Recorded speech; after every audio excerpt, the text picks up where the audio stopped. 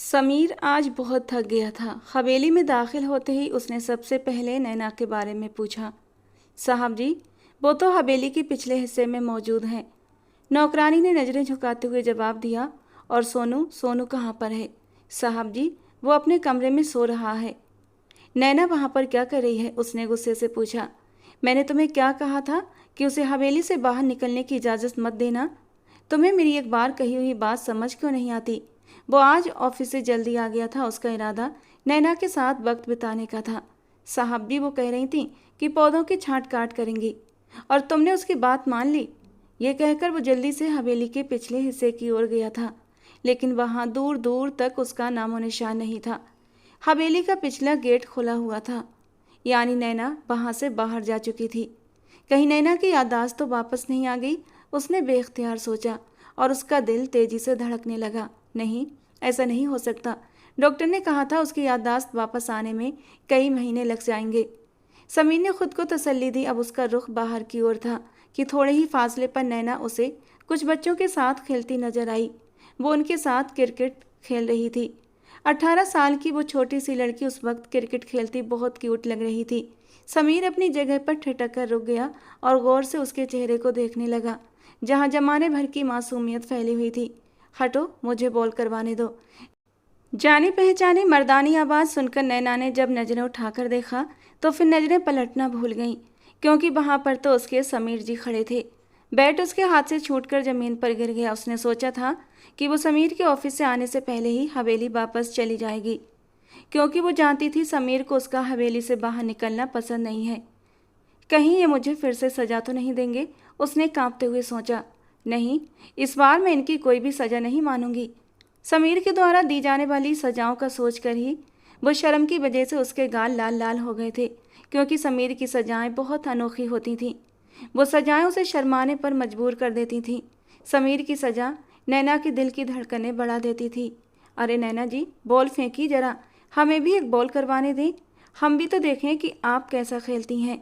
समीर ने शरारती अंदाज में कहा तो बच्चे भी चिल्लाने लगे। नैना दीदी, आप ही जीतेंगी।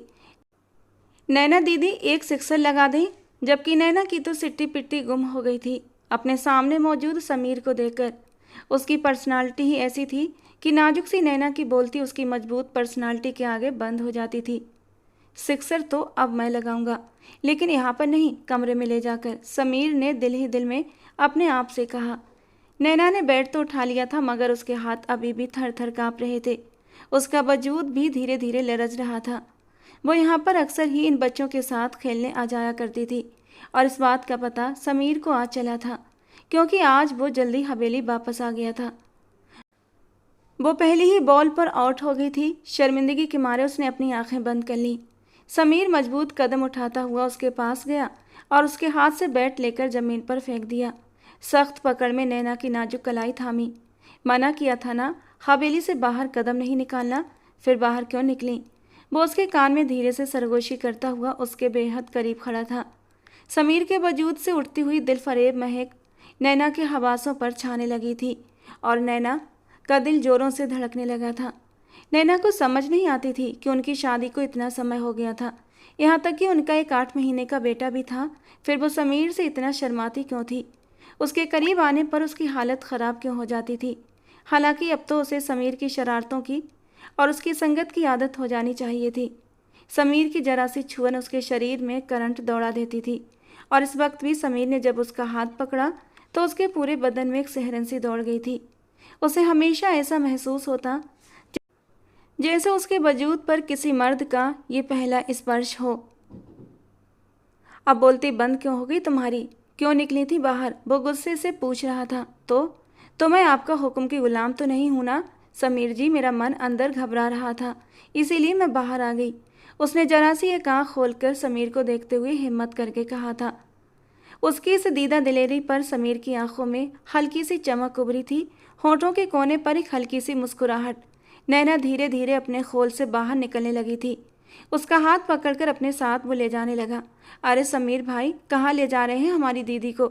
अभी तो हमने खेलना शुरू ही किया था, अभी अभी तो हमें इतना मज़ा आ रहा था। एक 8 साल का छोटा सा बच्चा बोलता हुआ आगे की तरफ बढ़ा। अब अपनी दीदी को भूल जाओ, ये सिर्फ मेरी बीवी है। ये तुम लोगों की कुछ भी नहीं लगती। समीर न जाने क्यों उस छोटे से बच्चे से मुकाबला कर रहा था। उसकी बात सुनकर दूसरा बच्चा भी कहने लगा, समीर भाई जेलस हो रहे हैं। तुम जैसे बच्चों से जलने से अच्छा मैं किसी कुएं में छलांग लगाकर अपनी जान न दे दूं। उसने चिढ़ते हुए कहा। समीर भाई, नैना का हाथ छोड़ दो। मुझे उनके साथ रहना अच्छा लगता है। वो मेरी बहुत अच्छी दोस्त हैं और मैं जब बड़ा हो जाऊंगा तो उनसे शादी करूंगा। एक और बच्चा मैदान में उतर कर आया था। ओए छोटे, पहले बड़ा हो उसके बाद शादी करियो, और ख़बरदार जो मेरी बीवी पर किसी ने भी नज़र डालने की कोशिश की, वरना मुझसे बुरा कोई नहीं होगा। समीर जी, आप क्या कर रहे हैं? क्यों छोटे बच्चों से मुकाबला कर रहे हैं? नैना ने तुरंत ही उन बच्चों की साइड ली थी। तुम मुझसे मोहब्बत करती हो या फिर इन बच्चों से? वो उसे आंखें दिखाते हुए बोला। मैं तो आपसे मोहब्बत करती हूँ, लेकिन मोहब्बत का ये मतलब तो नहीं कि मैं सिर्फ आप तक सीमित होकर रह जाऊँ। उसने आंखें झपकाते हुए कहा। तो वापस चलो, मैं तुम्हें बताता हूँ कि मोहब्बत का फिर क्या मतलब होता है। आंखों में मधोशी के रंग समाते हुए उसने नैना को ऊपर से नीचे तक गौर से देखा था। इस वक्त वो वाइट कलर के ढीले ढाले ट्राउज़र और ब्लैक कलर की एक छोटी सी तंग टी शर्ट में थी, अपने हुलिये से बेपरवाह। वो छोटे छोटे बच्चों के साथ कितनी मगन थी, उसे इस बात का भी होश नहीं था कि इस छोटी सी टी शर्ट में उसकी जवानी के रंग किस कदर खुलकर बिखर रहे थे। धूप की वजह से उसका चेहरा गुलाबी होने लगा था। पसीने से बाल उसके गालों और गर्दन पर चिपक रहे थे, लेकिन इस रूप में भी वो सामने वाले का दिल धड़काने के लिए काफ़ी थी, और समीर का दिल उसे इस हालत में देखकर बहकने लगा था। समीर का दिल मचलने लगा था कि इस छोटी सी लड़की को अपनी बाहों में समेटकर आज सारी हदें पार कर जाए। लेकिन इस पॉइंट पर आते ही उसका दिल जोरों से धड़कने लगता, क्योंकि इससे आगे वो कुछ सोचना नहीं चाहता था। नैना के करीब जाना मतलब एक बहुत बड़ा गुनाह करना, और वो इस गुनाह से बचना चाहता था। अगर वो नैना के साथ कोई भी रिश्ता बनाता तो फिर अपनी ही नज़रों में गिर जाता, लेकिन अपने जज्बातों का क्या करता जो सिर्फ और सिर्फ नैना के लिए अब मचलने लगे थे। समीर की नज़रें खुद पर महसूस करते ही एक बार फिर से शर्म की वजह से उसके गाल लाल हो गए थे। वो उसका हाथ पकड़कर हवेली की ओर बढ़ने लगा, और वो बिना कुछ कहे आंखों में बेबसी लिए और मुंह फुलाए समीर के पीछे पीछे चलने लगी थी, क्योंकि उसका अभी और मन था क्रिकेट खेलने का। जैसे ही वो उसके साथ हवेली के अंदर दाखिल हुई, वो फिक्रमंदी से बोली, मैं जाकर सोने को देखती हूँ, वो जाग गया होगा। क्योंकि नैना को पता था समीर उसे आज फिर सजा देगा, और वो समीर के द्वारा दी गई किसी भी सजा के लिए फ़िलहाल तैयार नहीं थी। इसीलिए समीर से बचने के बहाने ढूंढने लगी। समीर ने उसका हाथ पकड़कर उसे एक झटके से अपनी ओर खींचा था। वो उसके सीने से जा लगी। समीर ने नौकरानी को इशारा किया, तुम जाकर सोनू को देखो और कोशिश करना हमें डिस्टर्ब न करो। वो नौकरानी को हुक्म देता वहाँ से भेज चुका था, जबकि नैना ने एक जोरदार मुक्का उसके सीने पर मारा। ये क्या बदतमीजी है? वो हमारे बारे में क्या सोच रही होगी? वो बस यही सोच रही होगी कि हम एक और बच्चा प्लान करने वाले हैं, समीर ने शरारती अंदाज में कहा। तो वो उसके चेहरे को देख कर रह गई। आप बहुत ही बेशर्म हैं मेरी जान, सिर्फ और सिर्फ तुम्हारे मामले में। ये कहकर वो जरा सा आगे को झुका कि नैना तेजी से पीछे की तरफ हट गई। अरे अरे, कहाँ जा रही हो? समीर ने उसे पकड़ना चाहा, मगर वो हंसती हुई पूरे कमरे में घूमने लगी। समीर उसे पकड़ने की कोशिश में नाकाम हो रहा था। तुम एक बार मेरे हाथ तो आओ, फिर मैं तुम्हें बताता हूँ। तुमने पहले भी मेरे हुक्म के खिलाफ बात की थी, सजा तो तुम्हें आज मिलकर ही रहेगी। आपने मुझसे कहा था कि आप मुझे कभी भी कोई तकलीफ नहीं पहुँचाएंगे। वो उस वक्त बेड के दूसरे सिरे पर मौजूद थी। समीर ने फुर्ती दिखाई और बेड पर चढ़कर उसे अपने दोनों बाजुओं में, और बस उसके चेहरे को देखकर रह गया। मैंने तुम्हें मना किया था ना कि तुम इस हवेली से कदम भी बाहर नहीं निकालोगी, तो तुम बाहर क्यों गई? वो अब संजीदगी से उसके चेहरे की ओर देख रहा था। आप मुझे बाहर क्यों नहीं जाने देते? उसने मासूमियत से पूछा। क्योंकि तुम बहुत ही मासूम हो, तुम्हें जमाने की चालाकियों के बारे में कुछ भी नहीं पता। मुझे डर लगता है कि कोई मेरी प्यारी सी जान को नुकसान न पहुंचा दे। ये कहकर उसने प्यार से उसके माथे पर हल्का सा प्यार दिया था, तो वो एकदम सिमट कर रह गई। उसका वजूद एक बार फिर शर्म के मारे लरचने लगा था। समीर का स्पर्श उसकी सांसें गहरी कर गया था। नैना का दिल चाह रहा था कि समीर अपने नरम होठों का स्पर्श एक बार फिर से उसके चेहरे पर बिखेर दे। उसका मन मचलने लगा था समीर के नरम होठों के स्पर्श के लिए। लेकिन समीर इससे आगे जाता ही नहीं था। वो सिर्फ और सिर्फ माथे तक सीमित था और नैना के जज्बात अंदर ही अंदर बुरी तरह मचलते रहते। इस वक्त भी तो मदहोशी के अंदाज में उसने अपना सर समीर के कंधे पर टिका दिया था। उसकी गर्म सांसें समीर को अपने सीने पर अच्छी तरह महसूस हो रही थीं, जबकि उसकी ये हालत देखकर समीर को लग रहा था कि वो अपने होश खो देगा। तुमने मेरे हुक्म को नहीं माना तो इसका मतलब है कि तुम्हारे लिए एक सज़ा तो बनती है। क्या मतलब है आपका? किस तरह की सजा की बात कर रहे हैं? आप मुझे मारेंगे तो नहीं? बुरी तरह डरते हुए उसने अपना सर समीर के कंधे से हटाकर बड़ी बड़ी आंखों में हैरानी भरकर समीर से पूछा। नहीं मेरी जान, मैं तुम्हें तकलीफ नहीं पहुंचाऊंगा, बस मीठा मीठा सा दर्द दूंगा, ऐसा दर्द कि उस दर्द में तुम भी पूरी तरह मदहोश हो जाओगी। वो उसकी आंखों में देखते हुए रहस्यमयी लहजे में बोला। वो उसकी मासूमियत, उसका हुस्न और उसकी जवानी देखकर एक बार फिर से बहकने लगा था। उसकी बाहों में उस वक्त एक नाजुक सी कली मौजूद थी जो किसी भी मर्द का ईमान डगमगाने की सलाहियत रखती थी, और न चाहते हुए भी समीर इन कमज़ोर पलों में बहकने लगा था। इस वक्त भी उसका दिल कर रहा था कि सब कुछ भूलकर नैना को अपने आप में समेट ले और उसके वजूद पर अपने नाम की मोहर लगाकर उसे हमेशा हमेशा के लिए अपना बना ले। लेकिन वो ऐसा नहीं कर सकता था, क्योंकि नैना से उसका जो रिश्ता था वो उसे इस बात की इजाज़त नहीं देता था कि समीर उसके करीब जाए। तो फिर ये किस तरह की सज़ा होगी? उसने धीमी आवाज़ में पूछा। हालांकि इतनी नादान भी नहीं थी कि समीर की बातों का मतलब समझ ना पाती। वो जानकर भी अनजान बन गई थी। मैं तुम्हें बताता हूँ, इतनी जल्दी क्या है? ये कहकर उसने प्यार से नैना की आंखों पर अपने होंठ रख दिए। तो तुम अपनी आंखें बंद कर लो। जब से वो अस्पताल से आई थी, ये पहली बार था कि समीर नैना के करीब आ रहा था, वरना वो तो तरस गई थी समीर की संगत के लिए। कभी कभी रात को वो खुद से पहल करती तो समीर के करीब जाती थी। वो उसे लिपटने की कोशिश करती तो समीर उसे खुद से अलग कर देता और कहता, नैना अपने जज्बातों को संभालो, थोड़ी सी और बड़ी हो जाओ, फिर हम अपने रिश्ते को आगे बढ़ाएंगे। मेरे करीब मत आया करो, अगर मैं बह गया तो तुम्हारे लिए मुश्किल हो जाएगी, क्योंकि तुम्हारी नाजुक सी जान मुझे सह नहीं पाएगी। तो वो अपनी बड़ी बड़ी आंखें टिमटिमाते हुए कहती, लेकिन समीर, हमारा रिश्ता तो शुरू हो चुका है ना, हमारा तो बेबी भी हो चुका है, और बेबी बिना रिश्ता शुरू किए नहीं होता ना। इतना तो मुझे भी पता है कि बच्चा पैदा करने के लिए क्या क्या करना होता है। इतनी भी नासमझ नहीं हूँ मैं, वो मुंह फुलाकर कहती, और समीर उसकी इस बात पर नजरें चुरा लेता। हाँ नैना, लेकिन बस वो एक बार गलती हो गई थी और मैं वो गलती अब दोबारा नहीं दोहराना चाहता। इतनी कम उम्र में तुम माँ बनी थी, डॉक्टर भी मुझ पर गुस्सा कर रहा था, और अब मैंने सोच लिया है, जब तक तुम अच्छी तरह मैच्योर नहीं हो जाती, हम अपने रिश्ते को यहीं पर स्टॉप करते हैं। और नैना एक गहरा सांस लेते हुए उससे अलग हट जाती है। समीर अपने जज्बातों को कैसे संभालता था ये वही जानता था, लेकिन आज आज उसके अंदाज ही अनोखे थे। मदहोशी नैना के अंग अंग से टूटने लगी थी। अब अपनी आंखें बंद करो, जब तक मैं न कहूँ तुमने अपनी आंखें नहीं खोलनी, और अगर तुमने एक बार भी अपनी आंखें खोल दी ना तो तुम्हारी सज़ा 50% तक और बढ़ जाएगी। वो उसके कानों में झुकता हुआ रहस्यमयी अंदाज में बोला। इसके साथ ही उसने उसके कान की लौ को अपने दांतों में दबा लिया। वो सिसक कर रह गई। उसने पीछे हटने की कोशिश की, लेकिन समीर ने उसे एक बार फिर से अपनी बाहों में भर लिया। तुम इस जगह से 1 इंच भी नहीं हिलोगी। अगर तुम यहाँ से हिली भी तब भी तुम हार जाओगी और तुम्हारी सज़ा डबल हो जाएगी। समीर जी देखिए, ये ज्यादती है। मेरी गलती इतनी बड़ी नहीं थी जितनी बड़ी आप सज़ा दे रहे हैं। अरे मेरी जान, मैं तुम्हें कोई नुकसान तो नहीं पहुंचाऊंगा ना? मैंने तुमसे कहा है। अब चलो खामोश हो जाओ, अब मुझे तुम्हारी आवाज़ ना आए। अपनी आंखें बंद कर लो, मैं थोड़ी थोड़ी देर बाद चेक करूंगा। समीर ने उसके होंठों पर उंगली रखते हुए कहा, और फिर उसी के साथ वो उसके लबों पर झुक गया था। उसने मजबूती से समीर के कॉलर को पकड़ लिया था। वो उसकी सांसों को अपनी कैद में ले चुका था। पहली बार समीर नैना के नरम होठों का स्पर्श महसूस कर रहा था, और उसका बस नहीं चल रहा था कि आज बेखुदी में वो सब कुछ कर ले जिसके लिए वो पिछले 3 महीने से तरस रहा था। उसने अपनी आंखें मजबूती से बंद कर रखी थीं,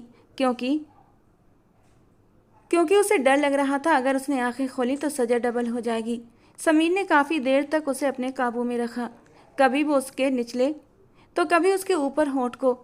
वो कभी उसके कॉलर को मजबूती से पकड़ती तो कभी उसकी कमर पर, मगर समीर को तो जैसे किसी चीज़ का कोई होश ही नहीं था। वो आज हर हद से गुजर जाना चाहता था। उसे फ़िलहाल तो सिर्फ इतना पता था कि उसकी बाहों में एक प्यारी सी मासूम सी, जो उसे एक ही नज़र में अपने दिल के बहुत करीब महसूस हुई थी। जब समीर ने उसे छोड़ा तो वो गहरे गहरे सांस लेने लगी और उसने उसके सीने में अपना मुंह छुपा लिया।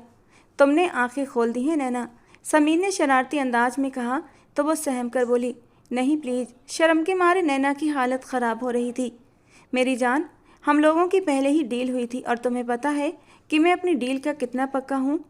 मैं जो कुछ भी कहता हूँ वो करके दिखाता हूँ। तो फिर तुम अपनी अगली सज़ा के लिए अब तैयार हो जाओ। ये कहकर उसने उसकी टी शर्ट का पिछला बटन खोला तो वो सहम कर पीछे की तरफ हटी थी और अचानक पीछे बेड पर जाकर गिरी। वाह मेरी जान, तुम्हें तो मुझसे भी ज़्यादा जल्दी है, वो खुलकर हंसते हुए बोला। नहीं समीर, ऐसी कोई बात नहीं है। मुझे सोनू की फिक्र हो रही है। वो बहुत ज़्यादा परेशान हो रहा होगा। वो वसुंधरा के पास है और उसे क्या पता कि उसके मम्मी पापा क्या कर रहे हैं। वो सिर्फ 8 महीने का मासूम सा बच्चा है। जी मैं जानती हूँ, इसीलिए तो मुझे उसकी टेंशन हो रही है, कहकर वो बाहर की ओर सरकने ही लगी थी कि समीर ने उसका हाथ पकड़कर उसे एक बार फिर से बेड। नैना, आज एक छोटी सी शरारत कर ही लेते हैं।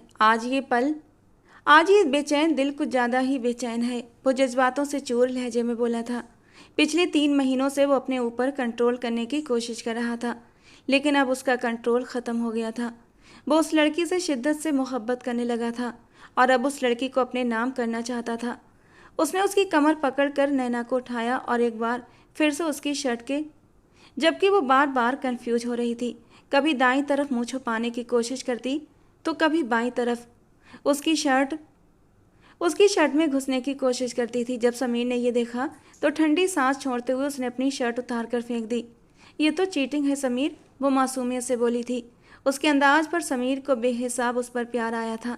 समीर की मजबूत मस्कुलर बॉडी को देखकर उसने एक बार अपनी आंखें बंद कर ली थीं। समीर की बॉडी बहुत मजबूत थी और ये देखकर उसके दिल की धड़कनें तेज हो गई थीं। आप बहुत ही बेशर्म हैं मेरी जान, अभी तो आपने मेरी बेशर्मी देखी कहाँ है। अभी तो ये ट्रेलर है, फिल्म तो अभी बाकी है। वो अब उसकी शर्ट को अचानक ही उसकी नज़र उसकी गर्दन पर मौजूद एक तिल पर पड़ी तो समीर खुद पर काबू नहीं रख पाया और उस तिल पर झुक गया। आज समीर जज्बातों में इस कदर बह गया था कि वो भूल चुका था कि उसका नैना के साथ कोई जायज़ रिश्ता नहीं है। जब उसके ऊपर से मदहोशी का भूत उतरेगा तो वो खुद अपनी ही नज़रों में गिर जाएगा। उसे तो इस वक्त सिर्फ और सिर्फ नैना की नाजुकता और उसकी खूबसूरती दिखाई दे रही थी। उसने शर्ट को जरा सा नीचे की तो उसने मजबूती से अपनी शर्ट को पकड़ लिया। नहीं प्लीज़ समीर, इससे नीचे नहीं। पता नहीं क्यों नैना का दिल अब इससे आगे जाने का कर ही नहीं रहा था। हालांकि इससे पहले तो वो खुद ही समीर के करीब जाने के लिए मचलती थी और आज जब समीर उसके करीब आया तो उसका दिल एक अनजाने एहसास से धड़कने लगा था, जैसे ये सब कुछ गलत हो रहा हो। मेरी जान, तुम पूरी की पूरी मेरी हो, तो इस तरह की हरकतें करके मुझे डिस्टर्ब मत करो और ना ही मेरा मूड ख़राब करो। समीर के माथे पर अब बल पड़ गए थे। समीर, मगर मुझे बहुत घबराहट हो रही है और बहुत अजीब भी लग रहा है। तुम्हारी आसानी के लिए रुको, मैं कमरे की लाइट ऑफ कर देता हूँ। ये कहकर उसने हाथ बढ़ाकर कमरे की लाइट बंद कर दी। इससे पहले कि वो दोबारा से उस पर हावी, कमरे के दरवाजे पर किसी ने जोर से दस्तक दी। वो बुरी तरह से बेवजह हुआ था। साहब जी, सोनू की तबीयत बहुत ज़्यादा ख़राब हो रही है। उसको सांस नहीं आ रहा। वो बहुत बुरी तरह से रो रहा है और शोर मचा रहा है। नौकरानी की आवाज़ सुनकर समीर का सारा जोश झाग बनकर बैठ गया था। उसे अपने बेटे से मोहब्बत थी और उसे सोनू की फ़िक्र भी बहुत थी। दूसरी तरफ नैना भी बहुत ज़्यादा परेशान हो गई थी। वो भी जल्दी से उठी और अपने कपड़े ठीक करने लगी। समीर उस वक्त तक कमरे से बाहर जा चुका था। नैना भी उसके पीछे ही भागती हुई गई थी। देखा तो सोनू को बाकी सांस नहीं आ रही थी। वो उसे लेकर अस्पताल गए। भगवान की कृपा थी कि वो समय रहते हॉस्पिटल पहुंच गए थे, जिसकी वजह से सोनू की ज़िंदगी बच गई थी। दरअसल सोनू अपनी माँ की कमी महसूस करते हुए रो रहा था और फिर उसकी आदत थी कि वो रोते हुए अपना सांस रोक लेता था। एक छोटे से बच्चे में इस तरह का गुस्सा पाया जाना एक बहुत ही खतरनाक बात थी। नैना ने उसे अपने सीने से भींच लिया था। वो कभी उसके माथे को चूमती तो कभी उसके नन्हे नन्हे हाथों को। मेरा प्यारा सा बच्चा, मेरे दिल का टुकड़ा, मेरी जान, मेरा सब कुछ, वो उसे प्यार करते हुए बोल रही थी। समीर ने उसे देखकर बेहिसाब उन दोनों की नज़र उतारी थी। मैं इस लड़की के साथ बहुत गलत कर रहा हूँ। इस लड़की को तो पता भी नहीं कि मैं इसके साथ ये सब कुछ बिना किसी रिश्ते के कर रहा हूँ। उसे वो पल याद आने लगे जब वो शैतान के बहकावे में आकर बहक चुका था और नैना के साथ सारी हदें पार कर देना चाहता था।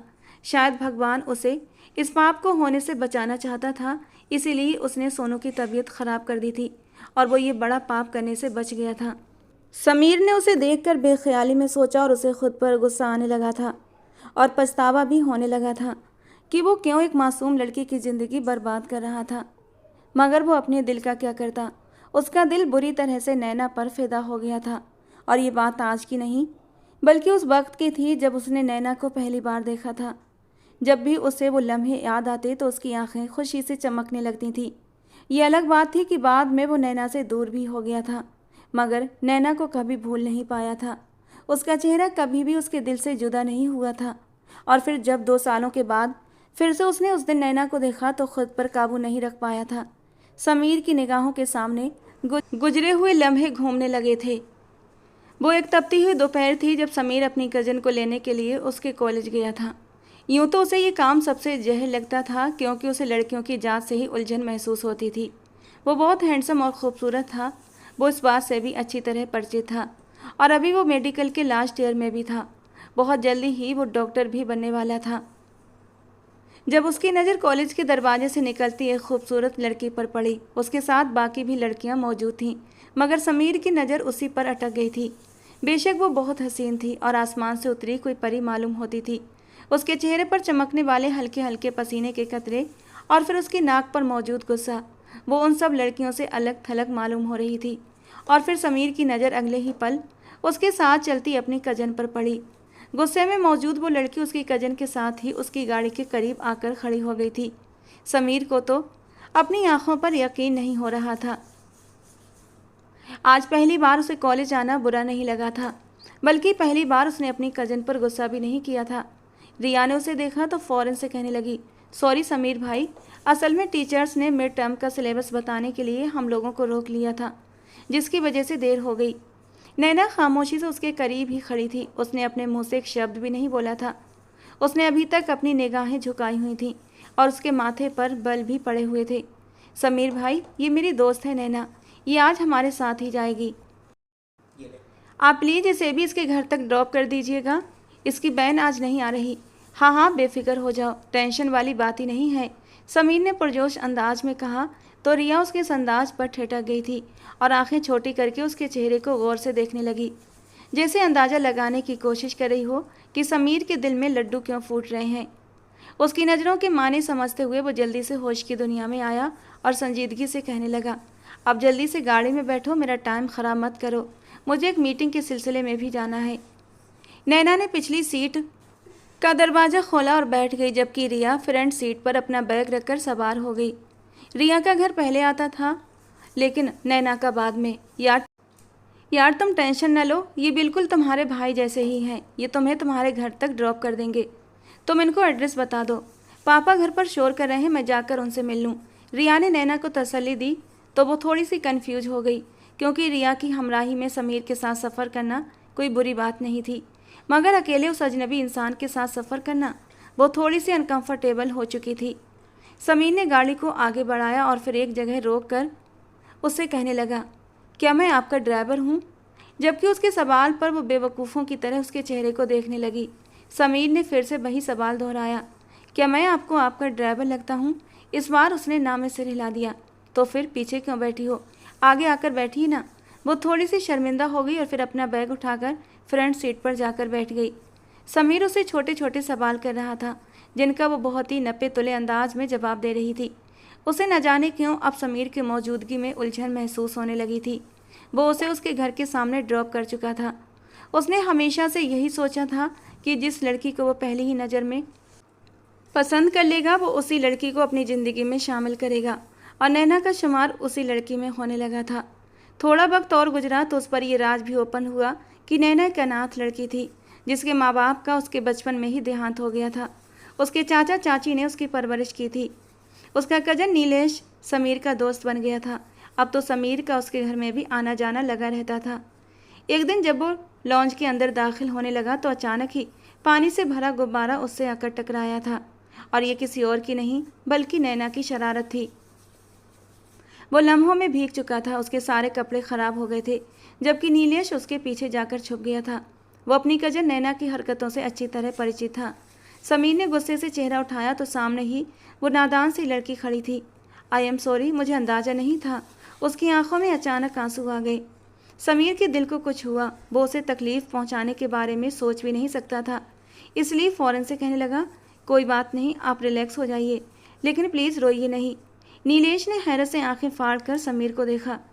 ये तू ही है? मुझसे तेरी ये हमदर्दी हजम नहीं हो रही। फिर वो नैना को धमकी देने लगा, तू तो सब्र कर, और शाम के वक्त जैसे ही पापा आते हैं मैं पापा से तेरी शिकायत लगाता हूँ।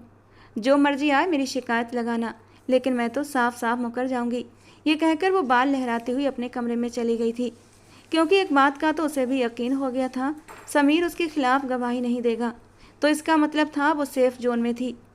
वक्त का काम था गुजरना और वक्त तेजी से गुजरता चला जा रहा था। समीर के पापा लंदन में रहते थे। उसकी माँ उसे 3 साल पहले ही अलग हो गई थी और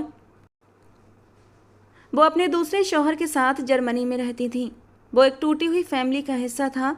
हमेशा से ही उसकी ख्वाहिश रही थी कि वो अपनी मुकम्मल फैमिली के साथ रहे, मगर उसकी ये ख्वाहिश कभी भी पूरी नहीं हो सकी थी। उसके पापा की तबीयत बहुत ख़राब थी। उन्होंने उसे वापस लंदन बुला लिया था, जबकि दूसरी तरफ नैना के चाचा चाची की हर रोज़ ही नैना की वजह से बहस होती थी।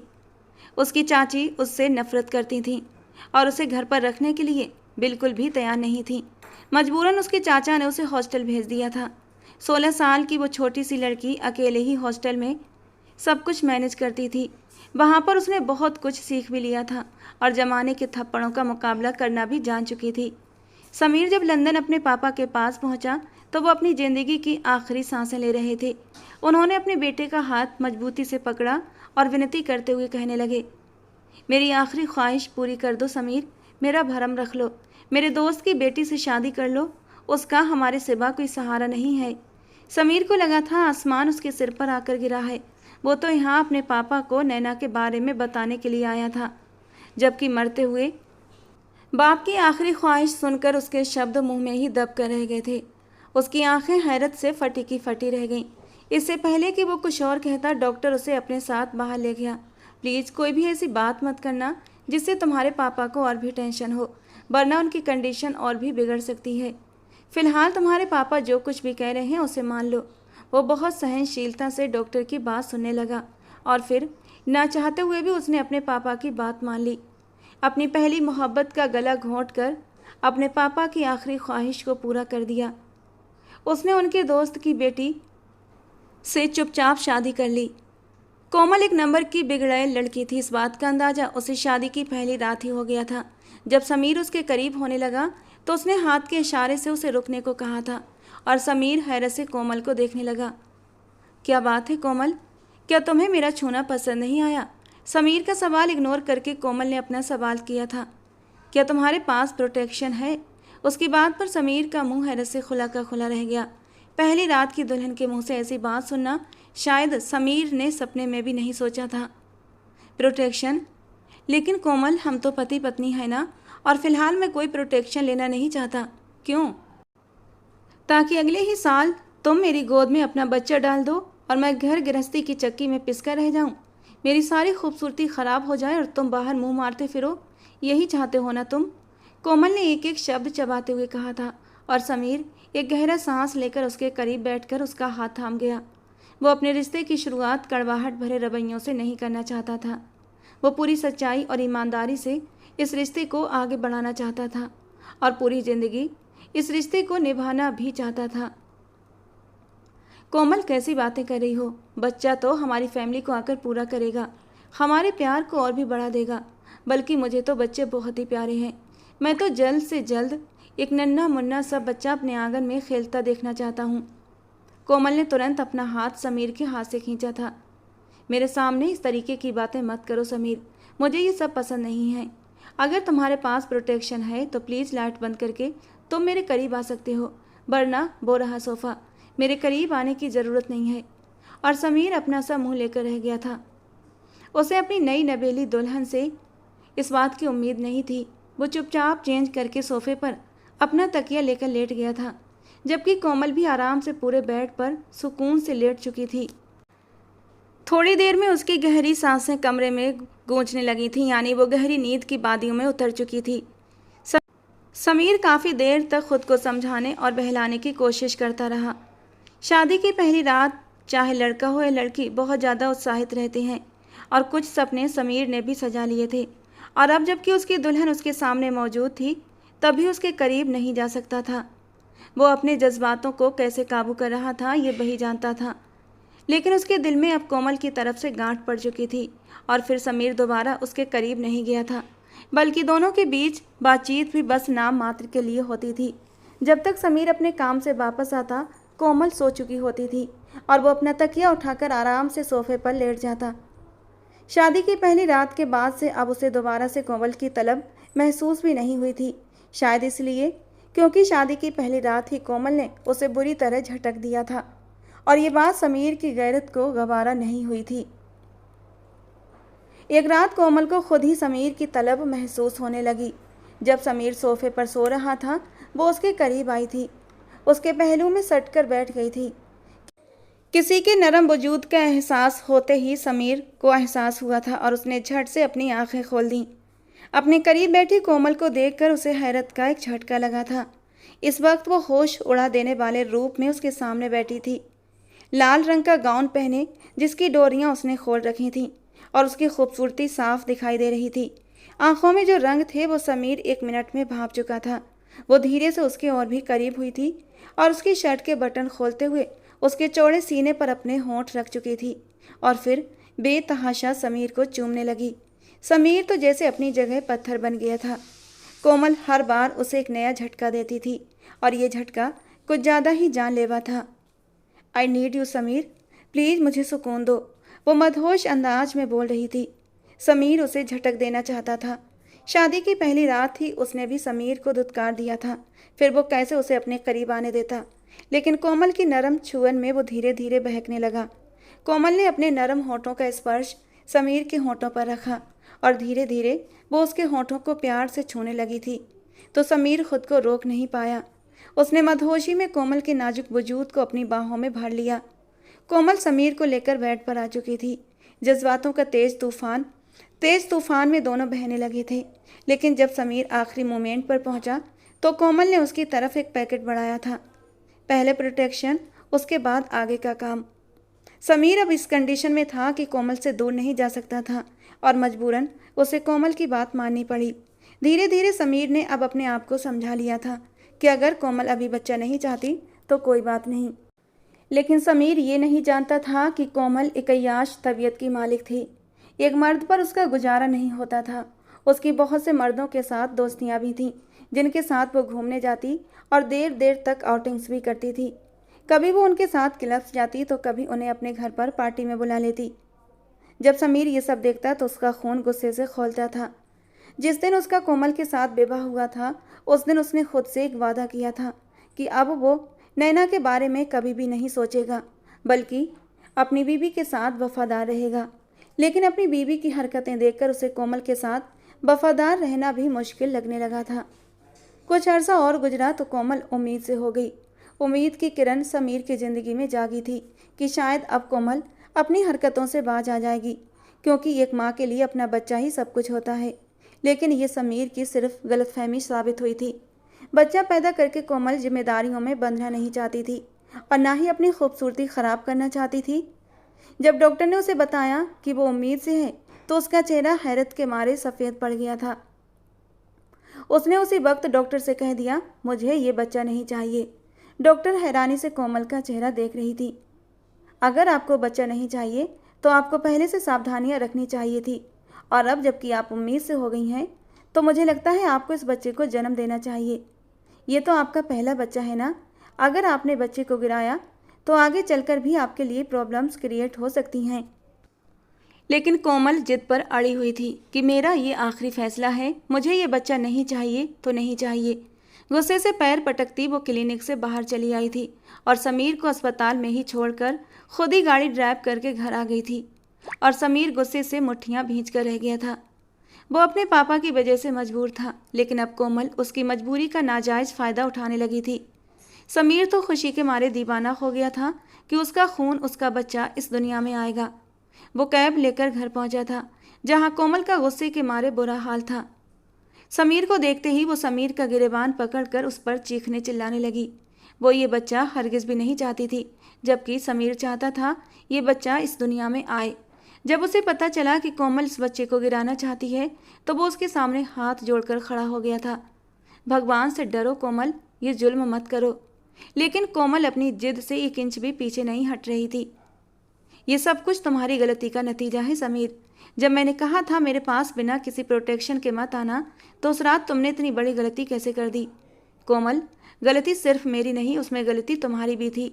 उस रात तुम भी जज्बातों में बह गई थी और हमारे पास उस वक्त प्रोटेक्शन नहीं था।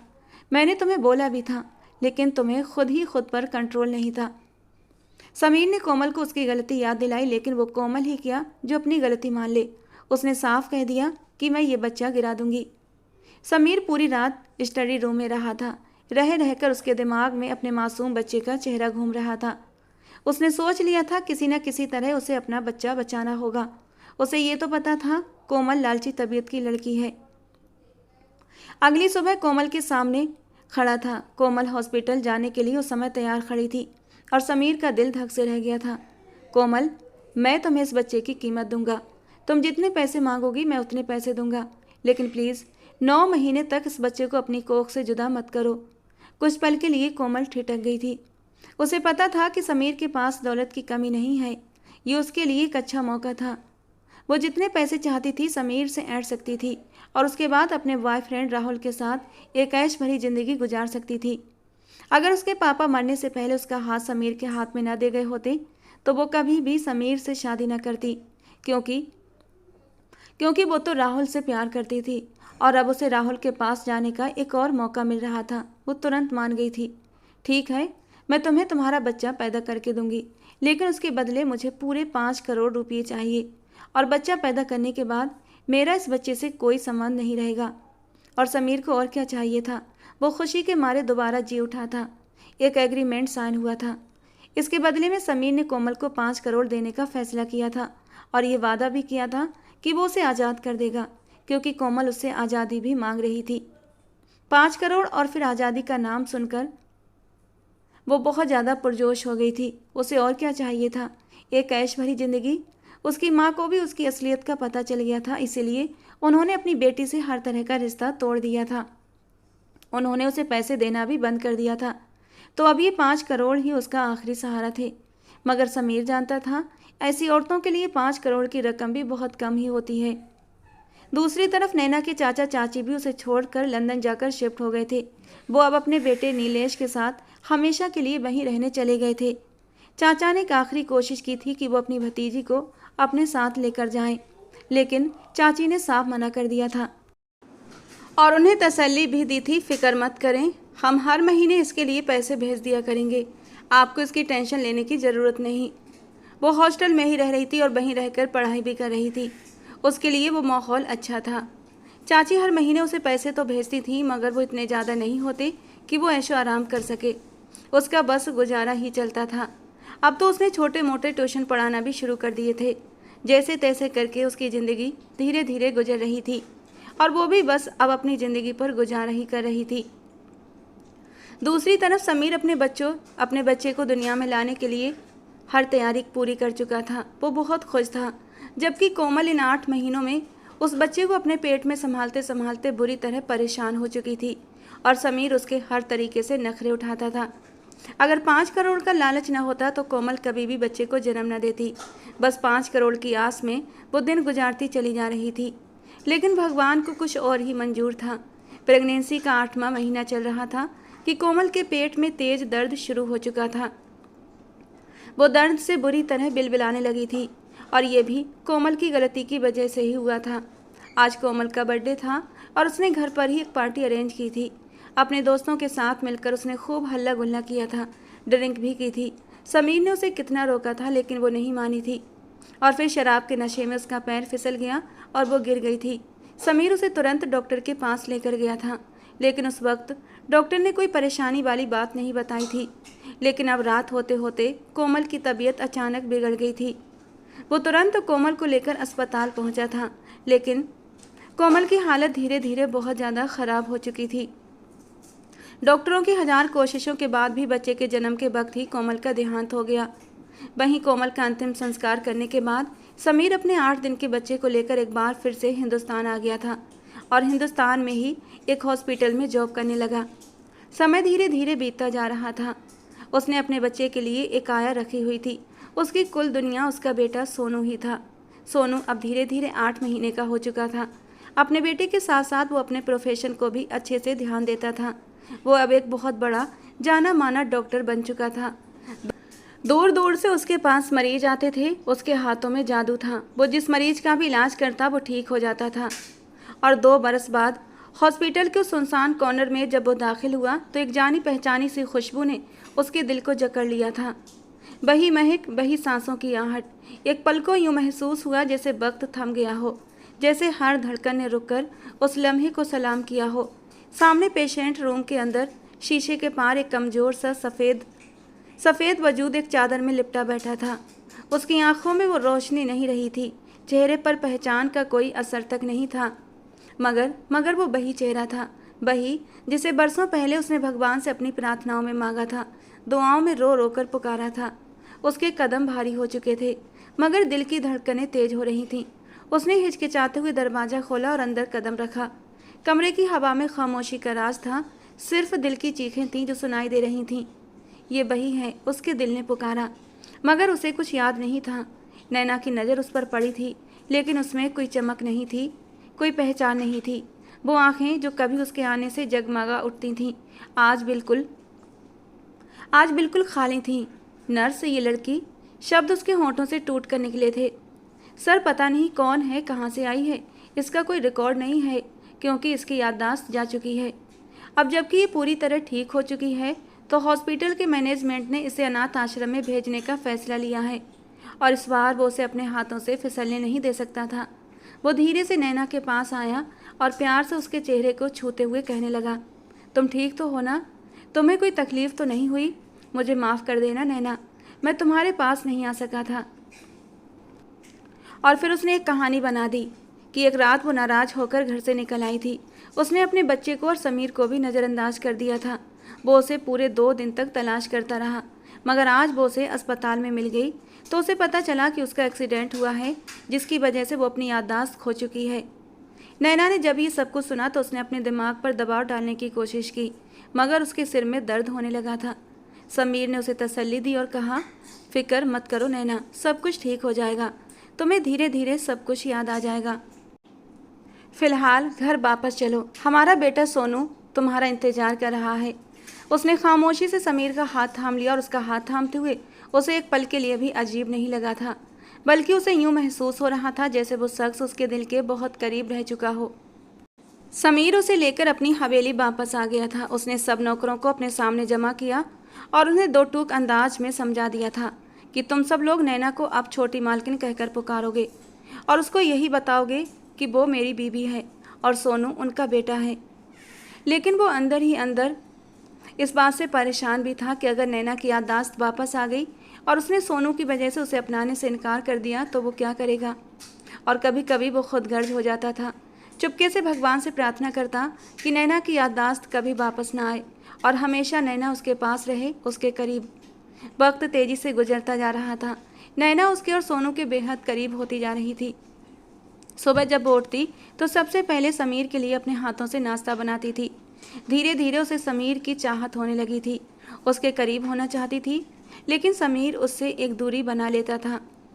लेकिन कभी कभी जज्बातों में बहक भी जाता और फिर जल्दी ही खुद को संभाल लेता।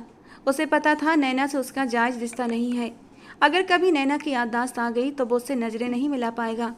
उसके लिए ये कम नहीं था कि नैना उसके करीब थी और सबसे बढ़कर उसके बच्चे का ध्यान रखती थी। उस दिन भी सोनू रोज आ रहा था। जब समीर हॉस्पिटल से घर लौटा, नैना की बिखरी हालत से वो परेशान हुआ था। ऊपर से सोनू का रोना उसे और भी ज़्यादा चिंता में डाल गया था। देखिए ना समीर, सोनू को क्या हो गया है, चुप ही नहीं हो रहा। भूखा होगा तुम उसे फीडर दो। मैंने उसे बोतल दी थी समीर, लेकिन वो मुंह को नहीं लगा रहा। समीर सोनू को उसकी गोद से लेकर उसे चुप कराने की कोशिश करने लगा। बाप का स्पर्श पाकर कुछ पल के लिए सोनू शांत हो गया था, लेकिन वो अभी धीरे धीरे सिसक रहा था और उन सिसकियों में नैना का दिल डूब रहा था। समीर, एक बात पूछूं? पूछो। अपने बेटे के सर को धीरे धीरे थपकते हुए वो धीरे से बोला था। समीर, सोनू सिर्फ 8 महीने का है, तो फिर हम उसे टॉप फीड क्यों देते हैं? मैं उसे अपना दूध भी तो पिला सकती हूँ ना। माँ का दूध तो बच्चे के लिए बहुत हेल्दी होता है, नैना ने हिचकिचाते हुए कहा था। लेकिन नैना, तुम्हें अपना दूध पिलाने की क्या ज़रूरत है जब वो ऊपर के दूध पर कंफर्टेबल है? मैंने डॉक्टर से बात कर ली है नैना, समीर ने नज़र चुराते हुए कहा। लेकिन तुम देख रहे हो ना समीर, सोनू की हालत किस कदर ख़राब है, वो कितना परेशान है।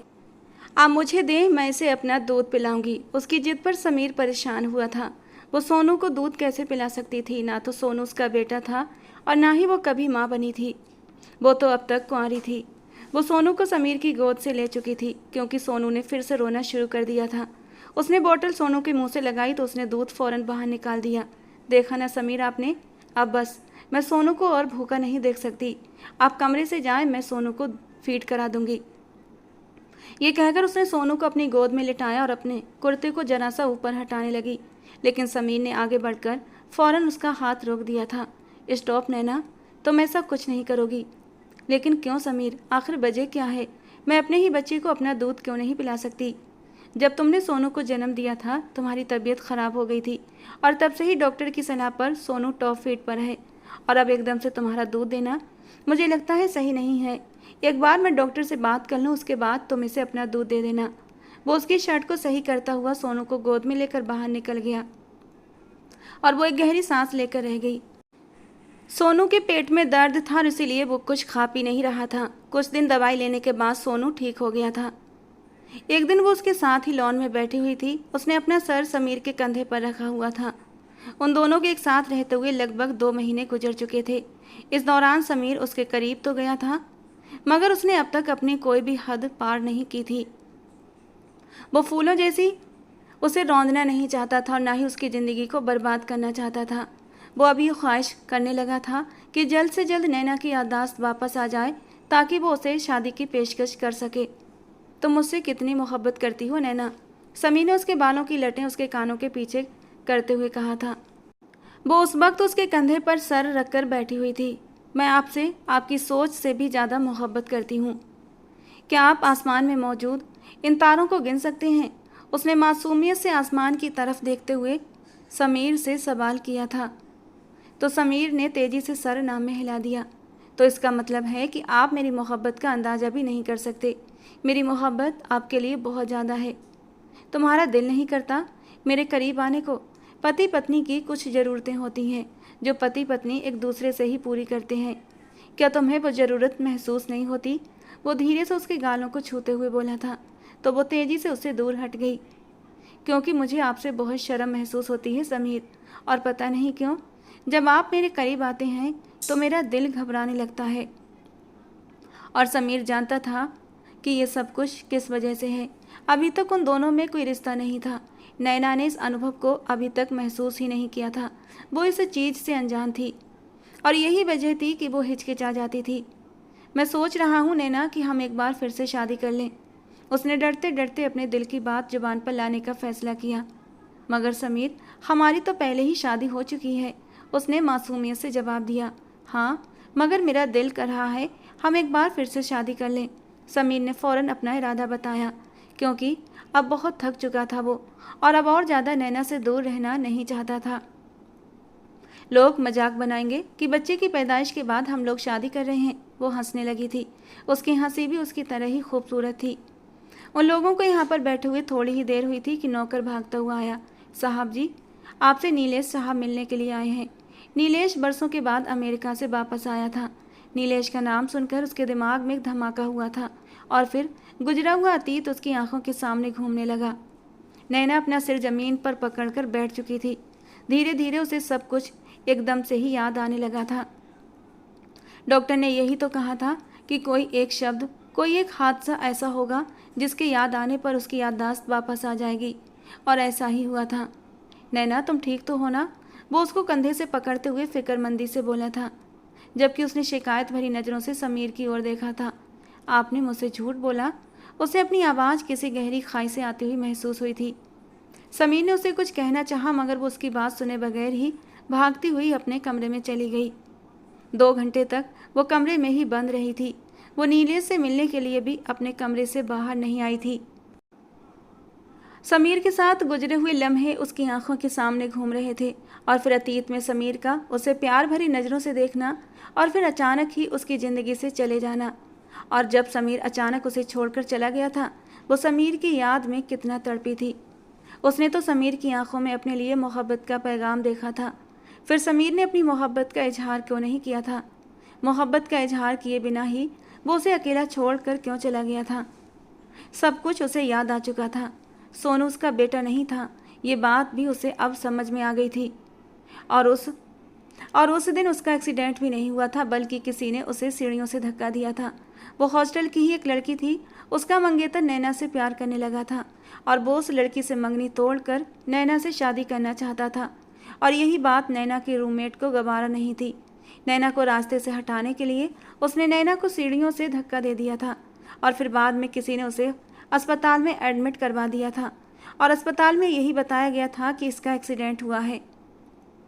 सुबह के वक्त समीर उसके कमरे के अंदर दाखिल हुआ और कहने लगा, अगर तुम मुझसे अलग होना चाहती हो तो मैं तुम्हें आज़ाद करने के लिए तैयार हूँ, लेकिन एक बात हमेशा याद रखना नैना, तुम्हारी गैर मौजूदगी में मैं कभी भी चैन से ज़िंदगी नहीं जी पाऊँगा। मुझे और सोनू को तुम्हारी बेहद ज़रूरत है। हम तुम्हारे बगैर कुछ भी नहीं हैं, लेकिन मैं तुम्हारे साथ इस बार ज़बरदस्ती नहीं करूँगा, और ना ही कर सकता हूँ। फैसला तुम्हारे हाथ में है। इस बार मैं तुम्हारे फैसले की कदर करूँगा, और मैंने जो कुछ भी किया है उस पर मैं बहुत ज़्यादा शर्मिंदा भी हूँ, लेकिन भगवान जानता है कभी भी मैंने तुम्हारा नाजायज़ इस्तेमाल नहीं किया। जज्बात में आकर कुछ देर के लिए बहक जरूर जाता था, मगर अपनी हद कभी भी क्रॉस नहीं की, क्योंकि मैं जानता था ये गलत है। मेरे दिल में अपनी मोहब्बत जगाकर, मेरे दिल में सोनू के लिए तड़प जगाकर अब आप मुझे जाने के लिए कह रहे हैं? नैना की बात सुनकर उसने खुशगवार हैरत से उसके चेहरे की ओर देखा था। तो क्या तुम मुझे छोड़कर नहीं जाओगी? नैना ने उसका हाथ मजबूती से पकड़ लिया। शादी का इंतजाम करें जितनी जल्दी हो सके। मैं आपसे शादी करना चाहती हूँ। मैं आपसे बेहद मोहब्बत करने लगी हूँ। अब आपसे दूर होना मेरे लिए नामुमकिन है। सोनू बेशक मेरा खून नहीं है, मगर वो मेरा बेटा ज़रूर है। और फिर समीर ने बहुत धूमधाम से नैना से शादी की थी। उसके सारे अरमान पूरे किए थे, और अब वो दुल्हन बनी फिर से उसी कमरे में बैठी थी जिस कमरे में पिछले 3 महीनों से रह रही थी। समीर ने मुँह दिखाई में उसके गले में एक नाजुक सी चैन पहनाई थी, और चैन पहनाते हुए उसकी नाजुक सी गर्दन को छू लिया था। वो एक पल के लिए सिमट गई थी। काफ़ी देर तक वो उसको कंफर्टेबल करने की कोशिश करता रहा, और जब वो उसकी मौजूदगी में कंफर्टेबल हो गई तो वो धीरे से उसके करीब हुआ था। उसे अपनी बाहों में समेटते हुए धीरे से उसके कान में सरगोशी की थी। तो क्या ख्याल है, आज सोनू को दूध पिलाओगी या फिर सोनू के पापा को? और नैना ने शर्माकर उसके सीने में अपना मुंह छुपा लिया था। आप बहुत बेशर्म हैं, तुम्हारी सोच से भी ज़्यादा। और ये तुम्हें आज की रात पता चल जाएगा कि कैसे मैं आज अपनी बेशर्मी दिखाता हूँ। वो एक आँख दबाता हुआ धीरे धीरे उसे हर पर्दे से आज़ाद करता चला गया था।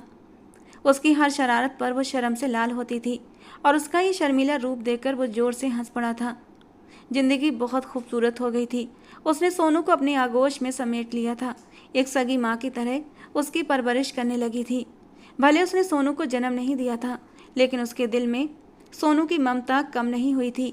समीर का प्यार धीरे धीरे नैना के लिए और भी बढ़ने लगा था। दोनों जिंदगी की राहों में एक दूसरे का हाथ थामकर जिंदगी को पूरी तरह एंजॉय करने लगे थे। दोस्तों, आज की हमारी कहानी आपको कैसी लगी कमेंट बॉक्स में ज़रूर बताना। पसंद आई हो तो प्लीज़ लाइक करना। ऐसी और कहानियों के लिए हमारे चैनल से जुड़े रहना। मिलते हैं दोस्तों अगली किसी नई रोमांटिक कहानी के साथ।